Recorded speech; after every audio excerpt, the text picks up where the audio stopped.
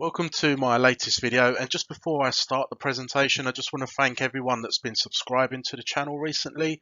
There's pretty much a one or two subscribers a day, which is great because this is quite a new channel. What I want to talk about is three trends that I'm seeing in the gold coin sector, and I am an active trader or dealer, and I see quite a lot of trends, and I try and predict what's going to be the next thing. And here are three things that I've noticed in the sector.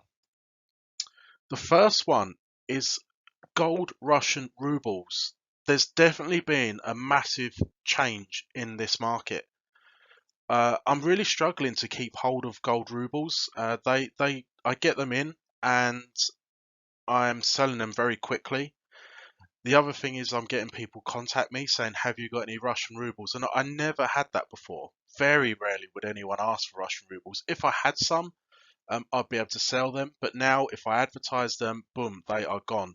And I actually had a conversation with someone from the USA yesterday. He wanted a Russian ruble that I have, a 10 ruble, and I said, look, there's an issue because of the sanctions. I'm not sure if customs realise that I'm shipping Russian coins across borders. I'm not sure what that means for me because obviously they're sanctioned.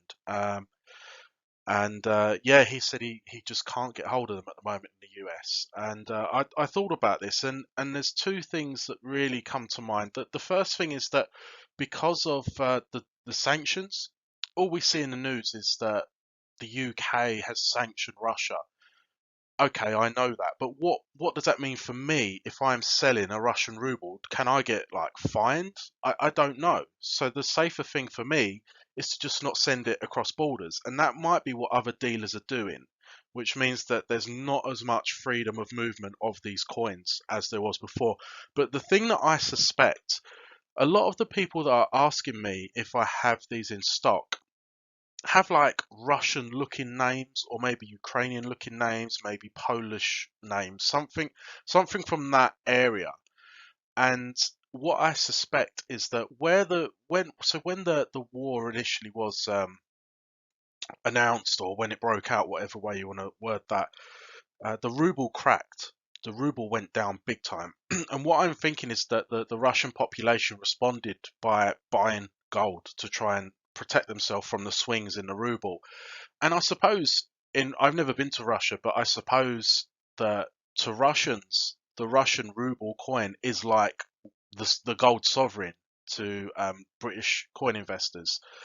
So I imagine that what could have happened is that there's been a surge in demand domestically in Russia for the rubles, which has caused the premiums to go up. So if you live in like Poland or whatever, you can get you can buy 5 or 10, 15 rubles coins from Britain or France or whatever dealers in the continental Europe. And if you can get them into Russia, you can sell them at a premium. There's an arbitrage. And that's what I think has started this trend. I don't expect this trend to last for long, but it's definitely worth looking. If you've got some gold rubles, maybe sell them. Just before I go into the next bit, just a shout out to Orionum. Orionum are a bullion company and they put out a lot of free resources for gold investors that you won't find anywhere else. They have a gold spot price heat map, so you can look at a map of the world and every country will light up different colors depending on how their currency is done that day against gold.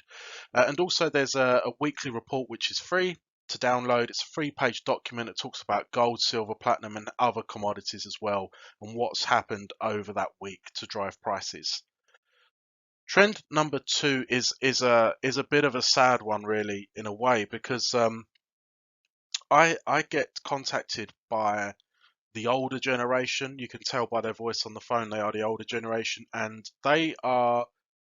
I'm getting a lot of people trying to sell me modern day proof sets, and I just can't make an offer for them, and I'll go into reasons why.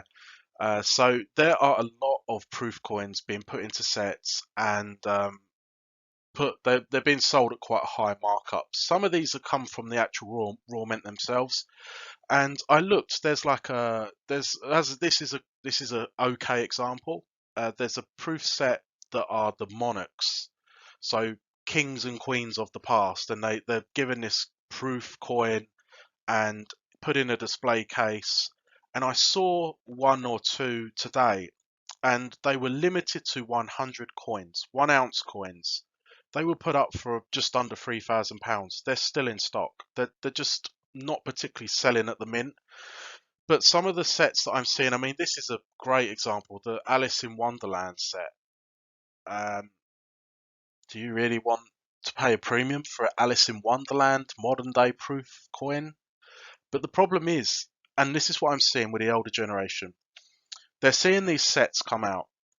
And by the way, I'm not talking about proof sovereigns. That's different.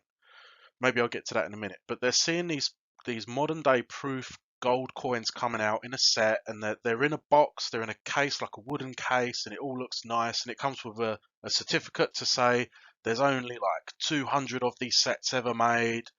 And the older generation, and some others as well, I'm only saying it from my perspective, they are buying this and they're thinking, it comes in a great case, it's got a certificate, and they look good, and all the rest of it. And I think what they're doing is they're buying them to eventually sell on for a profit maybe a year later, and they're struggling to find buyers. So what they're doing is they're coming to dealers, and they're saying, look, I've got this set, and this is how the conversation goes when I get a call. They're saying, I've got this set, and it's a really good condition set. It's got a case. There was only 150 of these sets ever made, and what price can you offer me? And I'm like, I can't offer a price, because if I bought let's just say an Alice in Wonderland set, if I bought that, I probably wouldn't find a buyer for much above spot price. So for me to take that risk and tie up capital to buy a modern day proof set of Alice in Wonderland, or there was another one offered to me recently, an Isle of Man Charles and Diana wedding anniversary set or something, and there was another one to do with like some horse racer or something, and I'm like, what are these coins? And if I'm going to tie up capital and take the spot price risk in that set, and I'm only going to be able to sell it for about spot price, I need to pay probably 5% below melt value. And I just can't tell people that my best offer is 5% below the actual intrinsic value, because it seems like I'm ripping them off. They're going to get annoyed with me. They're going to think he's ripping me off. He's going to buy this and he's going to put 10% on and he's going to make a load of money. That's not how it works for me. I don't have buyers that will buy this sort of stuff. So I have to, if I was going to buy it, I'd have to pay below spot to protect myself, and then I might be able to find a buyer at spot. So I just say, look, I can't make you an offer. I do not make offers on these things. And the tragedy of this is that this is how I think it happens. So you get a buyer that goes to the raw mint, buys this set, or there's another company that I won't name because I don't want to be sued. They do this a lot. They put adverts in magazines advertising these sets, and they're in cases, certificate that they've printed, and it looks great. And you get the buyers, they buy it because they think that the gold price will go up and they'll be able to sell this for a profit. And then they can't find a buyer. So what they do is perhaps what they do is they go to like a bullion company, but then the bullion company's not going to pay above spot for it, and then they say, right, I'll send it to auction. So what happens is most auctions ask you to grade the coins. So you send the coins in and they will get it graded. The grading company take a fee. So the grading company are done okay so far. They've graded the coins. The coins then go to auction. The auction company, they take a cut. They make money. The person who won at the auction probably paid around spot, because that's what these things are worth. And then the poor sod who bought this in the first place makes a loss. Everyone makes money other than the original buyer. The company that sold these coins, they made the money. They made a cut. They made some money. The grading company make money. The auction house take a cut as well.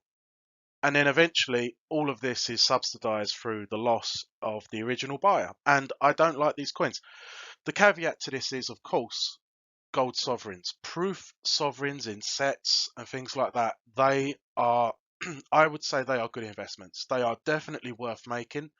And I I'll quickly explain. I'll tell you a quick story of a sovereign that I done quite well on, and it was proof. So this is when I first started out. I see a 2017 special year gold sovereign, and they done it in Pideford, which is like double thickness.